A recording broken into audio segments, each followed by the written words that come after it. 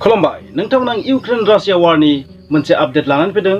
बे दावहानि आपडेटआव नोंथांमोना माखासे लिडारफोरा बुंनाय बाथ्राफोरखौ नोंथांमोना खिन्थागोन। दिनै सोर लिडारा बे इउक्रेन रासिया वारखौ लानानै मा बाथ्रा बुंदों बेखौ आं नोंथांमोना खिन्थानो नाजागोन।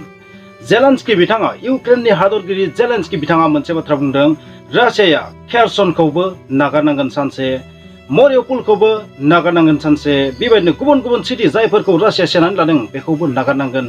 आरो बेखौबो बुंबावदों बिथाङा क्रिमियाखौबो रासिया मोनसे समाव नागारनांगोन। बे जाबाय जेलेन्स्कीया दिनै बुंनाय बाथ्रा। बिथाङा माबे आधारखौ लानानै माबे जुक्तिखौ लानानै बेबायदि बुंदों मिथिया, नाथाय बिथाङा बुंदों रासिया बेबायदि सिटीफोरखौ नागारनांगोन मोनसे समाव सानसेबाबो। मिथिनाय बादिब्ला डनबास ओनसोलाव बा बेबायदि ब्लेक सी, आजब सी बैबायदि माखासे ओनसोलाव खाथि खाला ओनसोलाव बर्डार एरिया ओनसोलाव बांसिन ओनसोलखौनो रासिया सेनानै लाबाय आरो बैबायदि ओनसोलखौ इउक्रेना फिन सेफिनना लानो हानायनि जेबो थासारि गैया। इउएसएआबो मानिनानै लादों रासियाखौ बेबायदि होखारनाया सम्भब नङा। नाथाय माबे आधारखौ लानानै जेलेन्स्की बिथाङा बेबायदि बुंदों मिथिया। दासिम मिथिनाय बादिब्ला खेरसन ओनसोलावबो माइकलेभ बा मिकलेभ बेखौल'सो रासिया मोजाङै सेना लानो हायाखै आरो जोबोर नियार फिउचार जोबोर खाथि समनि गेजेरावनो बेखौबो सेनो हागौ रासियाया।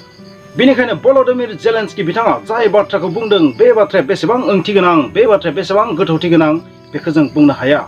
जार्मानिनि हादरगिरिया ब्लादिमिर पुतिन बिथांखौ रासियाखौ मोनसे एडभाइस होदों जे दावहाखौ रासिया बन्द खालामनांगौ आरो भल'दिमिर जेलेन्स्की बिथांजों ब्लादिमिर पुतिन बिथाङा सावरायनानै दावहाखौ फोजोबनो नाजानांगौ बेबायदि मोनसे एडभाइस होदों।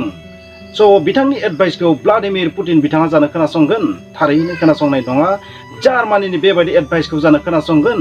ब्लादिमिर पुतिन बिथाङा थारैनो खोनासंनाय नङा। ब्रिटेननि बिदेश मन्त्रि बिथाङा गुबुन हादरारि मन्त्रि बिथाङा मोनसे बाथ्रा बुंदों, रासियानि बे आक्रमकता गाग्लोबलु आखुथायखौ रावबो होबथानो हाया, रावबो बेखौ कन्ट्रल खालामनो हाया, रावबो बेखौ मानिहोनो हाया। रासियानि बे आक्रमकता गाग्लोबलु आखुथाय बेबायदि अख्रा आखुथायखौ रावबो सोलायनो हाया। बेनिखायनो रासियाखौ सिं खालामनायनि, गादबनायनि बा मानिहोनायनि मोनसेल' राहाया जाबाय आर्मियारि मोनसे एक्सन। बिनि ओंथिया जाहैबाय रासियाजों दावहा नांनानैसो रासियाखौ थान्दा खालामनो हागोन, गुसु खालामनो हागोन। रासियानि आक्रमकता आखुथायखौथ' रावबो गैया खालामनो हाया। बेनिखायनो ब्रिटेननि बिदेश मन्त्रिनि बादिब्ला रासियाजों दावहा नाङोब्लासो थारैनो रासिया थान्दा जागोन, गुसु जागोन। आरो बे मोनसे दावहाखौ फोलावनायनि मोनसे सेन्टेन्स होननानै आं बुंगोन। नोंथांमोना मा सानो कमेन्ट्सआव लिर। मा बिथांनि बुंनाया 100% सैथो?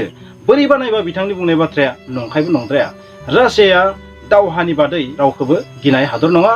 दावहाजोंसो रासियाखौ फेजेननो हागोन बे बाथ्राया सैथो। नाथाय दावहा जुदि जायोबा रासियाजों, रासिया गावनि अस्तित्वआव जुदि जेंना फैयोबा थारैनो निउक्लियार बम्बजोंबो एटाक खालामनो हागौ। बे मोनसे गिनो गोनां।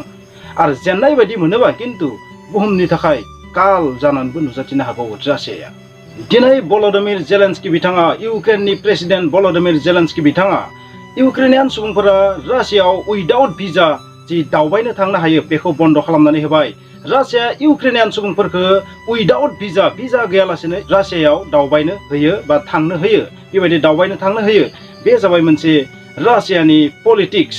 इउक्रेननि सुबुंफोरनि गोर्बोखौ खावनो थाखाय, इउक्रेनियान सुबुंफोरखौ गावसोरनि आथिं सिङाव लांनो थाखाय बा गावसोरनि बिदा फंबाय बेबायदि मोनसे आभास होनो थाखाय रासिया इउक्रेननि सुबुंफोरखौ भिजा गैयालासेनो रासियाव दावबायनो थांनो होयो। नाथाय जेलेन्स्की बिथाङा दिनै बेखौ बन्द खालामनानै होबाय। उइदाउट भिजा रासियायाव दावबायनो थांनो हानाय नंलिया इउक्रेननि सुबुंफोरा। दिनै इउएसए मोनसे गोख्रों बाथ्रा बुंदों। व्हाइट हाउसनिफ्राय मोनसे बाथ्रा ओंखारनानै फैदों जे बे बाथ्राया जाहैबाय मा, रासियानि सायाव जेसेबां सेंसन लगायदों, प्रतिबन्ध लगायदों, बे प्रतिबन्धखौ इउएसएआ बोखारनाय नङा। अब्लासिमबो बोखारनाय नङा जेब्ला रासियाया बै माखासे पर्ट सिटिखौ, जि इउक्रेननि माखासे पर्ट सिटि जेरै ओडेसा, मारिउपल बेबायदि सिटिफोरखौ हगारफिनना होनायनि उनावबो बिसोरनि सायाव प्रतिबन्धखौ, रासियानि सायाव प्रतिबन्धखौ बोखारनाय नङा इउएसएआ। बेबायदि खोथा बुंदों इउएसएआ। बेबायदि गोख्रों बाथ्राजों व्हाइट हाउसनिफ्राय बुंदों दिनै बे बाथ्राया ओंखारनानै फैदों। बिदिब्ला जों बेखौनो बुजिनांगोन, थारैनो रासियानि सायाव जाबायदि सेंसन नांदों बै सेंसनफोरा जोबोर गोबाव समहालागै थागोन होननानै जों फोथायनानै लानो हायो। दिनै मोनसे गिलु बालु एटाक नुदों, रासियानि मोनसे गिलु बालु मिसाइल एटाक नुदों इउक्रेननि आर्मिनि हाथियारनि इनफ्रास्ट्राक्चाराव दिनै इउक्रेननि आर्मिनि हाथियारनि डिपोआव मोनसे गिलु बालु एटाक नुदों। गिलु बालु मिसाइल एटाक खालामदों रासियाया। इस्कान्डार क्रुइज मिसाइलजों इस्कान्डार क्रुइज बेलिस्टिक मिसाइलजों एटाक खालामदों रासिया। इस्कान्डारा ओरैबायदि मोनसे मिसाइल सिस्टेम जेराव क्रुइज मिसाइलनिबो गुन दङ आरो लोगोसे बेलिस्टिक मिसाइलनिबो गुन दं। डेट मिन्स बेलिस्टिक मिसाइल आरो क्रुइज मिसाइल मोन्नैबो दं बे इस्कान्डार मिसाइल सिस्टेमाव बा मोन्नैनिबो मिक्स आप दं।